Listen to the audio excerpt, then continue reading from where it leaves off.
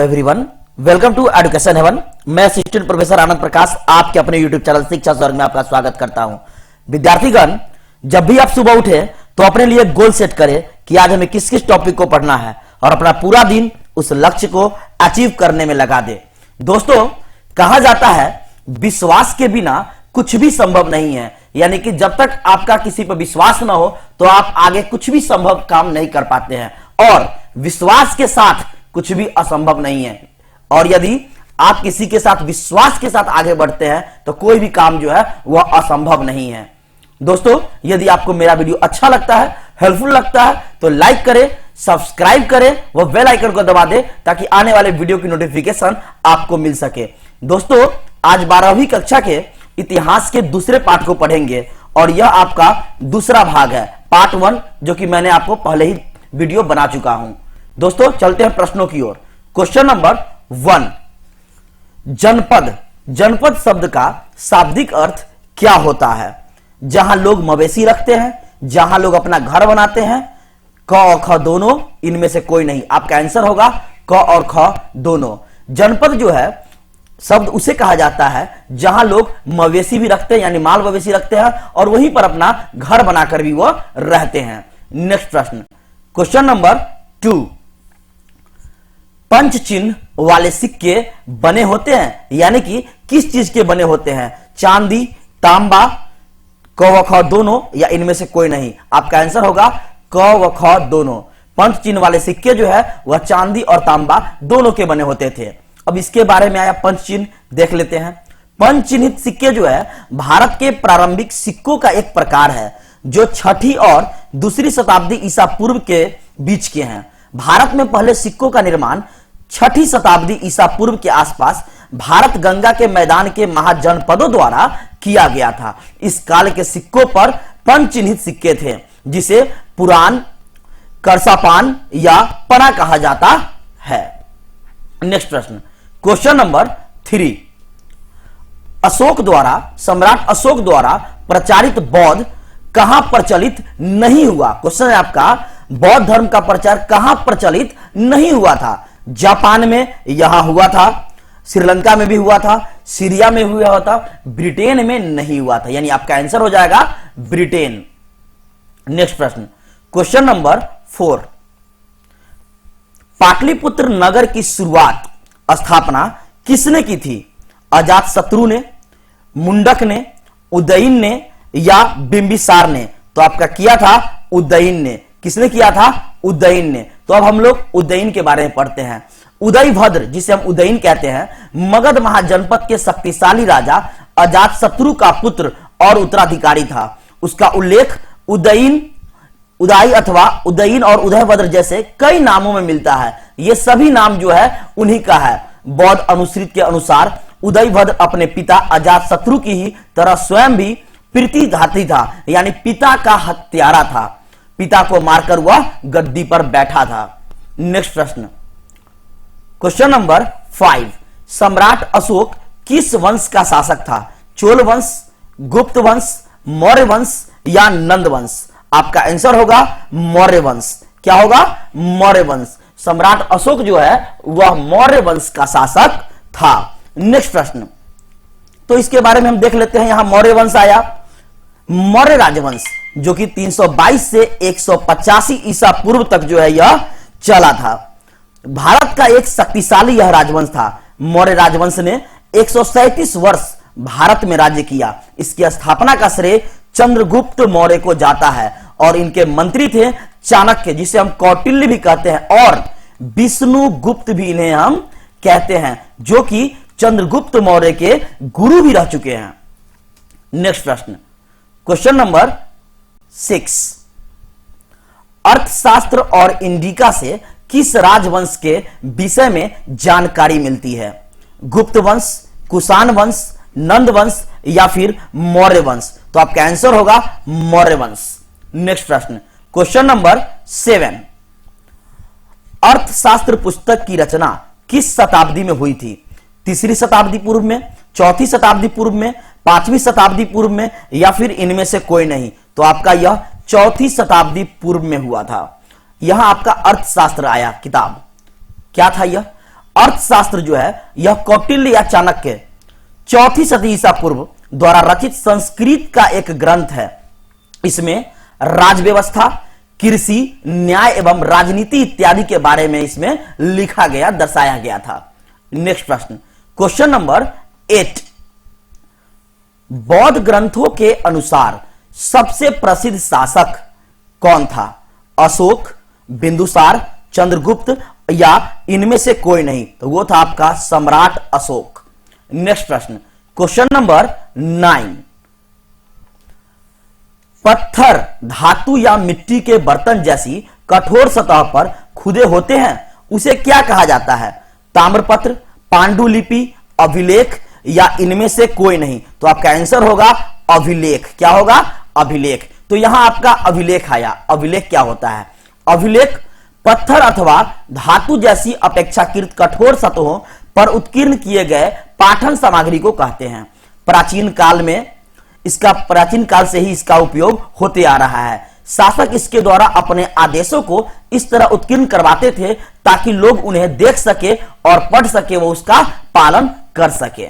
Next प्रश्न, question number 10, प्राचीनतम अभिलेख किस भाषा में लिखे जाते थे? यानी कि प्राचीन काल में जो अभिलेख लिखे गए हैं वह किस भाषा में लिखे गए थे? संस्कृत में, फारसी में, प्राकृत में या फिर पाली में? तो आपका आंसर होगा प्राकृत में। किसमें? प्राकृत में। भारतीय आर्य भाषा के मध्य युग में जो अनेक प्रादेशिक भाषाएं विकसित हुई उनका सामान्य नाम प्राकृत है, और उन भाषाओं में जो ग्रंथ रचे गए उन सबको समुच्चय रूप से हम प्राकृत साहित्य कहा जाता है या कहते हैं। नेक्स्ट प्रश्न, क्वेश्चन नंबर 11, मगध के शक्तिशाली होने के क्या कारण थे? मगध शक्तिशाली क्यों था? लोहे की खदानें थी, बिल्कुल सही है। हाथी की उपलब्धता, बहुत ज्यादा मात्रा में हाथी उस समय था। अच्छी खेती की उपज थी, बिल्कुल, यानी आपका आंसर होगा ये सभी। नेक्स्ट प्रश्न, क्वेश्चन नंबर 12, कलिंग का संबंध किस राज्य से है? उड़ीसा से, हरियाणा से, गुजरात से या राजस्थान से? तो आपका है उड़ीसा से, जिसे हम अभी ओडिशा कहते हैं। कलिंग युद्ध जो है सम्राट अशोक के जीवन का सबसे प्रमुख युद्ध था यह, क्योंकि इसी के बाद जो है इसके वंश का पतन होने लगा था। कलिंग, जिसे पूर्व में भारत में गंगा से गोदावरी तक विस्तृत तक एक शक्तिशाली साम्राज्य तक था यह। वर्तमान के ओडिशा, अंधकलिंग, छत्तीसगढ़, झारखंड और बंगाल, मध्य प्रदेश के कुछ हिस्सों तक यह व्याप्त था। कलिंग राज्य की राजधानी उस समय तोसाली थी। क्या थी? तोसाली। दोस्तों, मैंने आपको जितने भी प्रश्न बताया हूं इस वीडियो में वो सभी बहुत ही महत्वपूर्ण है आपके 12 के लिए। चलते हैं प्रश्नों की ओर। नेक्स्ट प्रश्न, क्वेश्चन नंबर 13, ब्राह्मणों को दान में दिया जाने वाला भूभाग क्या कहलाता था? अग्रहार, कृषि भूमि, राजकीय भूमि या इनमें से कोई नहीं? तो आपका आंसर होगा अग्रहार। ये अग्रहार क्या होता है? अग्रहार, जिसको हम अग्रहारम भी कहते हैं, दक्षिण भारत में उस ग्राम को कहा जाता है जिसके निवासी पूर्ण रूप से ब्राह्मण हो, यानी कि अग्रहार को जो है दक्षिण भारत में ब्राह्मण को कहा जाता है। विभिन्न जाति वाले गांवों के उस भाग को भी अग्रहार कहते हैं जिसमें ब्राह्मण रहते थे। बहुत समय पहले इन्हें चतुर्वेदी मंगलम भी कहा जाता था। नेक्स्ट प्रश्न, क्वेश्चन नंबर 14, कुषाण शासकों अपने नाम के आगे किसकी उपाधि धारण की थी? देवतुल्य, देवपुत्र, सम्राट या इनमें से कोई नहीं? तो आपका आंसर होगा देवपुत्र। क्या होगा? देवपुत्र।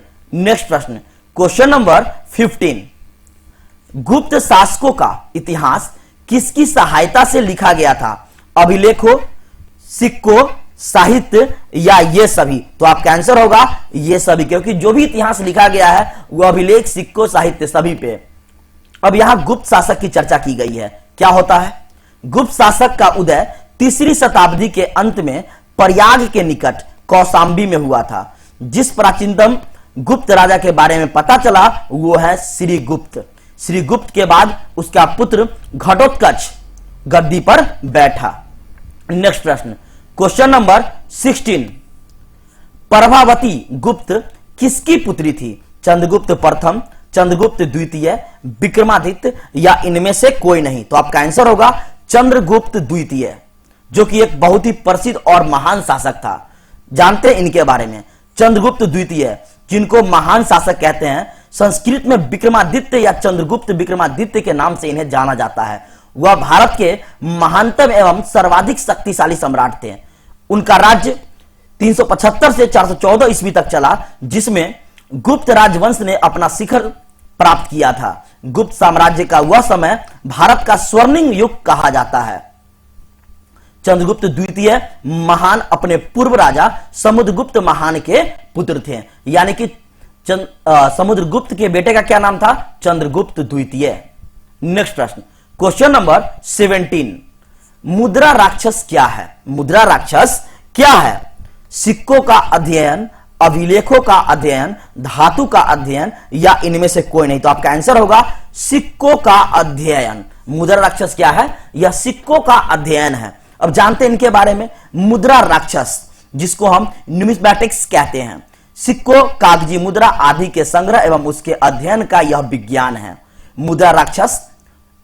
मुद्रा शास्त्र इतिहास और संस्कृति को जानने का सर्वाधिक विश्वसनीय और दिलचस्प माध्यम है। इसके द्वारा हम इतिहास का अध्ययन करते हैं, जानकारी मिलती है हमें इससे। नेक्स्ट प्रश्न, क्वेश्चन नंबर 18, वज्जी को सामाजिक ग्रंथों में क्या कहा गया है? राजतंत्र, गणसंघ, गणतंत्र या फिर इनमें से कोई नहीं। तो इसे गणसंघ कहा गया है। क्या कहा गया है? गणसंघ कहा गया है।